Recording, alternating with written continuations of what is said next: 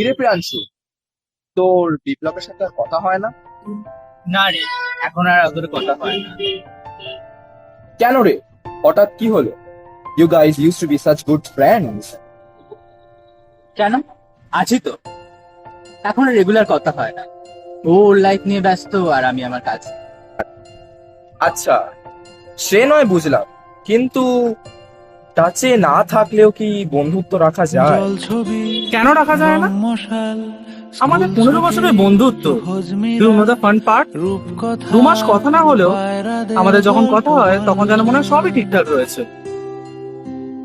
আচ্ছা, এক্সপেকটেশনস ছাড়া কি বন্ধুত্ব রাখা যায়? কারণ ওর এখন নতুন লাইফ, নতুন ফ্রেন্ড সার্কেল। তোর রাগ হয় না? এক্সপেকটেশন না থাকাটাই বন্ধুত্বের এক্সেপশন, প্রায়োরিটি ম্যাটার। আর ভুল বোঝাবুঝি? কিছু কিছু বন্ধুত্ব সারা জীবনের জন্য হয়। কমিউনিকেশন না, কানেকশন ম্যাটার করে। A friend is one that knows you as you are, understands where you have been, accepts what you have become, and still gently allows you to grow.